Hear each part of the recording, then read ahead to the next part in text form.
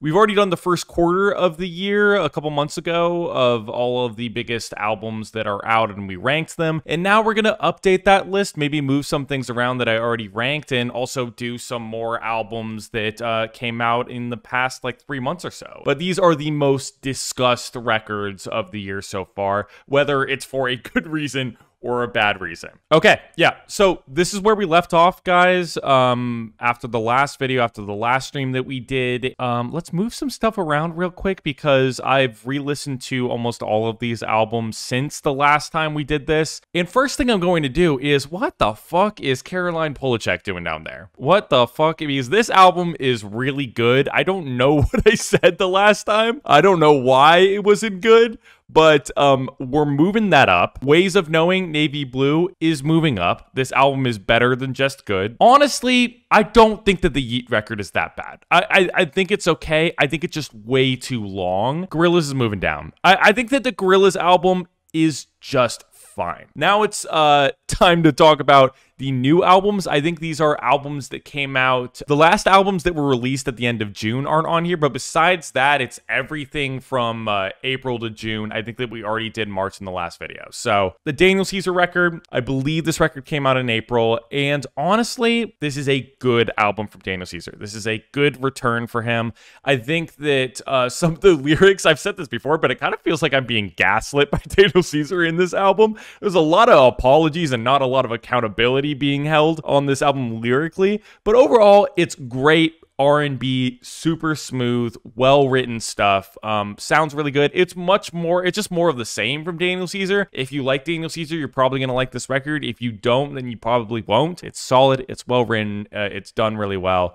Great vocals from Daniel Caesar, so I'm going to put that in good for now. What's next? I think we're going to make another layer here. I think we're going to add a row above. Let's make an amazing category. Okay, let's make an amazing category. Red Saw God, Wednesday.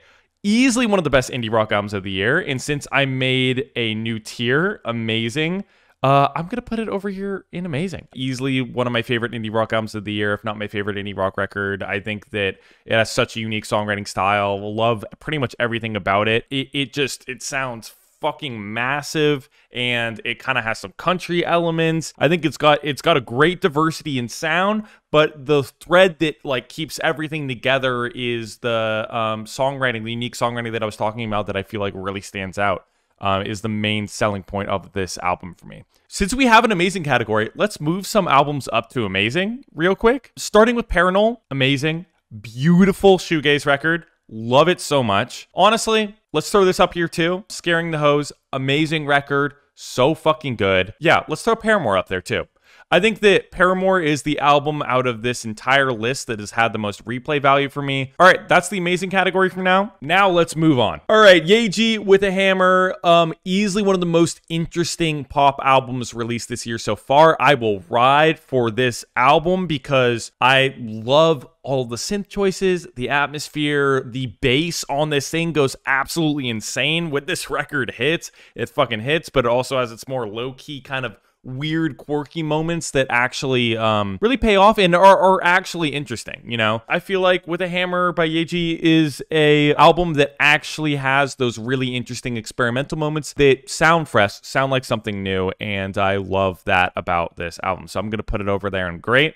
Kara Jackson, easily in great. Honestly, I can see myself moving it up to amazing somewhere throughout the year, but some of the most beautiful songwriting I've heard from a breakout artist this year.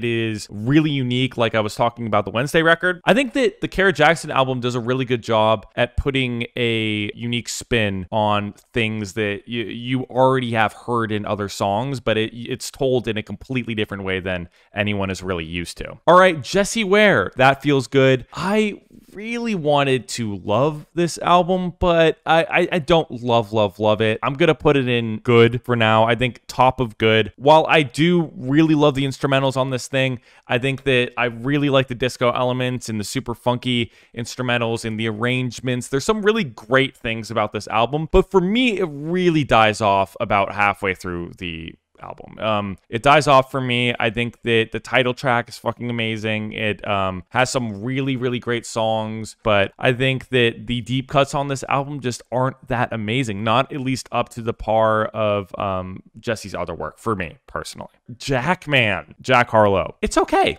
It's fine. It's fine. Okay, it's better than we expected for Jack Harlow. I think that the production is actually really good on here. There's some good old school beats. There's some good boom bap stuff on here. Jack is actually trying to talk about some real shit that matters. He at least attempts to talk about cancellation in a way that isn't, but it kind of just comes across really cringe. He tries to talk about some real shit, which I admire the attempt. At least Jack Harlow is trying to rap about something. Anything at all that has any value, as opposed to his last record, which, you know, the few times that he did try to talk about his life or anything that materially affects the world, he just completely fumbled it. And I feel like at least Jackman does a better job at that. Okay, so I'm going to put it in okay. I think that this is Jack Harlow's best record to date, but that really isn't saying that much, is it? So, all right, The National. I think I'm going to put The National in okay. It is a very, very, very boring record, but it does have its redeeming moments. I think that the thing about The National and their sound is that for them to do really well, the songwriting needs to be there, and the songwriting just isn't that great on this album. You know, there's a lot of tracks on this album where The National had a chance to stand out, and it's stolen by one song that Taylor Swift is in, which is the opposite of what The National fans want, especially since The National has entered the Taylor Swift cinematic universe. But that's the reality of it for me. But I think overall, it's okay. There's some good songs on it, but it is so sleepy, and the songwriting isn't there to keep anybody awake. So, all right, Hope by NF. It's bad, man. It's bad because everything that NF goes for on this album, this big, grand feeling, these massive, like, the stakes feel so low, okay? With an album that is this grand and, like, big and cinematic, or at least everything that it's attempting to be, when the stakes feel so low in the songwriting, it just kind of sounds a little bit ridiculous. At the very least, you got to have some bars that match up with the weight that you're trying to go through, the weight that you're trying to get across with a record like this, and it just completely misses the mark, I think. So, moving on, Bebe by Bebe Rexha. This is also bad, man. This is bad. This is bad. I had people say before I listened to this Bebe Rexha album that, oh my god, this is her defining moment as an artist. There's actual songs that really stick out. It sounds like an album, and I guess maybe it's true that it does sound like an album. Like, for the most part, it's cohesive, but then there's songs in there with, like, Snoop Dogg, and there's just so many moments on this album that have made me cringe in terms of, like, how out of touch it sounds. I know that Bebe Rexha is big for not a lot of people knowing who she is, even though she has like 30 million monthly listeners, but this is not the record that is going to make Bebe Rexha stand out as an artist. I still think that she's not going to be able to sell out big shows relative to the number of monthly listeners she has on Spotify, because there really isn't anything identifiable about her as an artist. Okay, Sremmurd, Sremm for life. It's awful. It's really, really terrible. I mean, you could argue it's so bad it's good because there's some hilarious moments on it lyrically. My Lean's Gone Cold. There's just so many moments on this album where the only part of it that was entertaining for me is how it kept getting worse. And I'm somebody who has a lot of nostalgia attached to Sremmurd. I listened to them just like everybody else did. At the end of the day, like,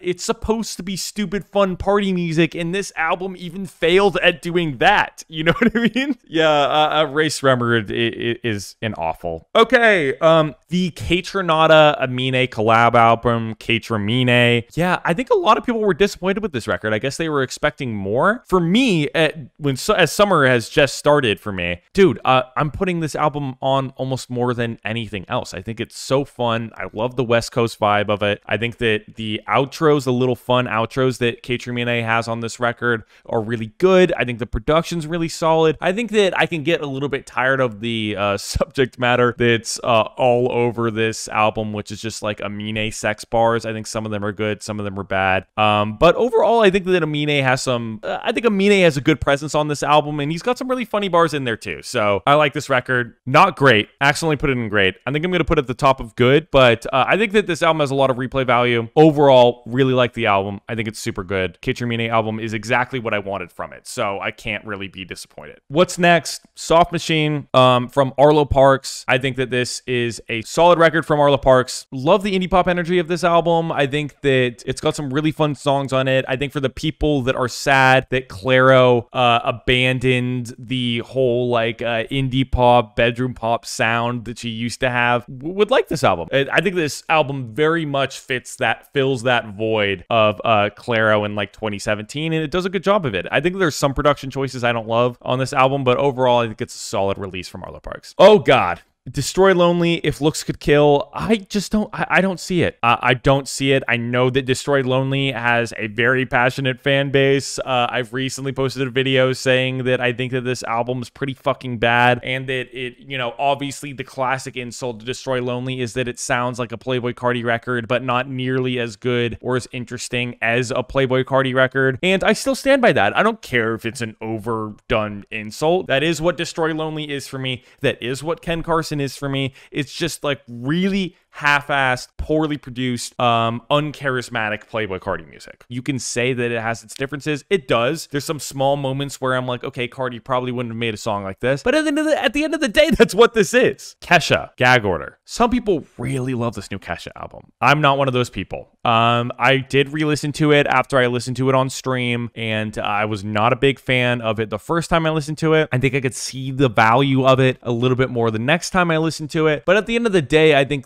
this is an experimental pop project that really feels aimless to me. It feels like it's supposed to have some sort of concept, and it's supposed to have some sort of through line. At the end of the day, this isn't as conceptual enough or well written enough, frankly, to be like one of the best pop albums of the year. I don't see it. I don't see it. I can see why people would admire the attempt, and I admire the attempt myself, but there just are not a lot of songs on this album I could ever really see myself going to listen to, and it's not like it blew my mind in its concept either, so I just don't really know what sort of value this album has for me. Yeah, I'm gonna put Gag Order by Kesha in okay. Moving on. Jonas Brothers, the album. Get a better name. It's been done before. Calling your album the album isn't clever. This album has no soul. I think it's pretty fucking awful, man. Yeah, the Jonas Brothers try to do like a Bee Gees like 70s thing on this record, and it just kind of falls flat because it lacks like the one thing that an album like this really needs, and like what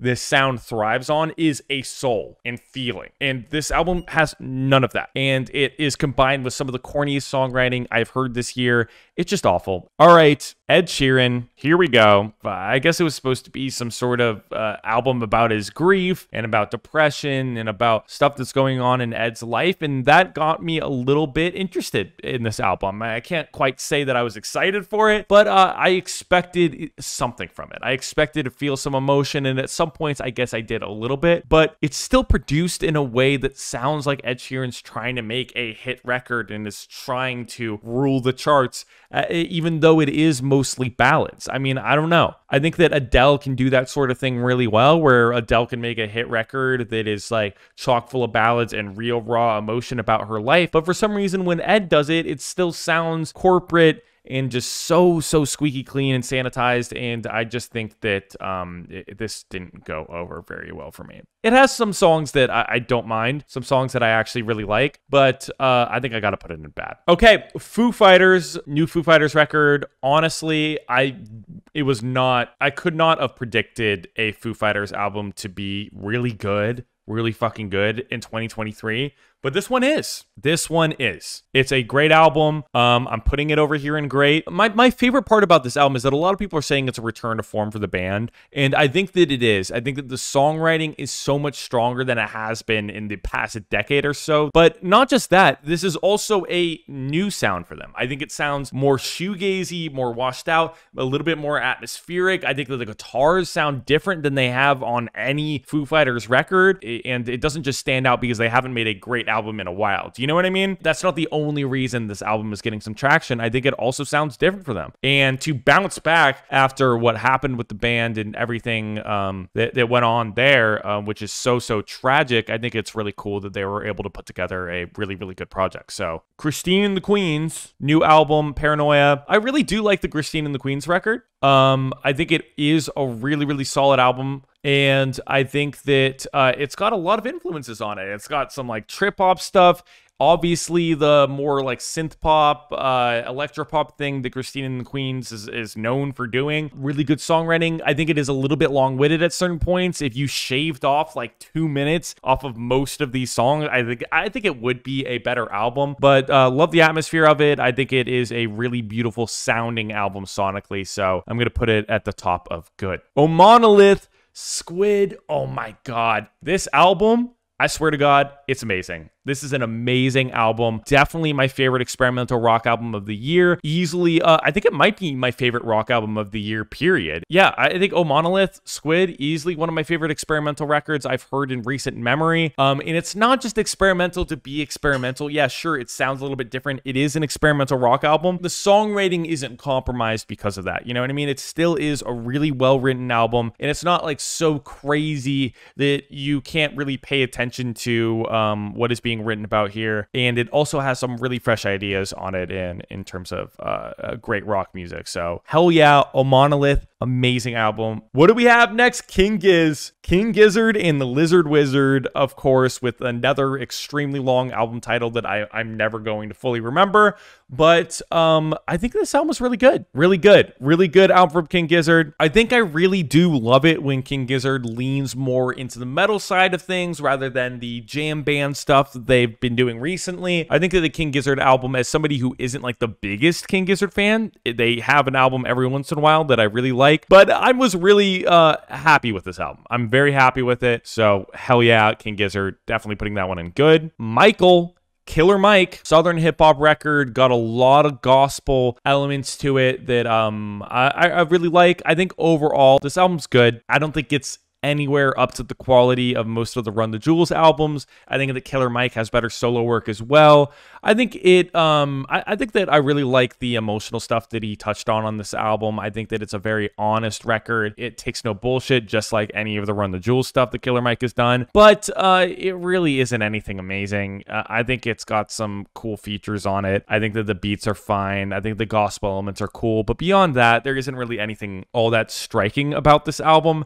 And honestly, because of that, actually, I'm just going to put it in okay. I think it's at the top of okay. Age of Pleasure, Janelle Monae, easily one of the more disappointing albums of this year for me. Yeah, I was really disappointed by this Janelle Monae album. I will always look forward to a new Janelle Monae record, but this isn't anywhere close to being as good as Arc Androids or Dirty Computer. I think that it just kind of lacks the vision that Janelle Monae typically has, and maybe she's just trying to have fun with this record because it does sound like she is. It's a very like sensual album. It's got some good grooves on it, but the choruses and the songwriting just isn't as good as it usually is for Janelle. So I think I'm just gonna have to put it in okay as well. It's not bad, but yeah, I'm gonna put it in okay for now. The Show, Niall Horan. Honestly, guys, I might surprise you here, but I don't think that The Show by Niall Horan is that bad of a record. I don't think it belongs in bad. I think that I dislike these albums down here more than I did The Show. I think that it's much better than I thought that Niall Horan was capable of. I genuinely thought that Harry Styles was going to be the only artist that was capable in one direction to be in an okay tier for a album tier list like this. But I think that Niall Horan actually surprised me on here. The instrumentals sound fine. I think that the songs are very basic. I listened to this album all the way through a couple times, and there just wasn't anything that stood out that much, but it also didn't stand out in a bad way either, so I guess that makes it fine. Okay, Lewis Capaldi, another record that is just super inoffensive. I think it's chock full of ballads, but I think that it's not terrible. There's nothing really that bad about it. I think that Louis Capaldi actually does have a good voice, but none of these songs really stood out that much for me. So, and finally, Gunna. Oh my God. Oh my God. I've never been the biggest Gunna hater. Like, I've never hated Gunna. Every single album released by Gunna, there's one or two songs that I'm like, oh, this is pretty fun. But this album is just so, oh my God, what a slog this record was to get through. There just wasn't anything for me to latch onto with the new Gunna record. Just nothing. Gonna put Gunna in awful, and I think that that's it. All right, here's the updated tier list. Is there anything I want to move around? I don't think so. I think that this all kind of makes sense to me for now. You know, we'll make the final tier list at the end of the year, and I will also check in again in a couple of months, in 3 months, for the third quarter of albums, and hopefully something good comes out by then.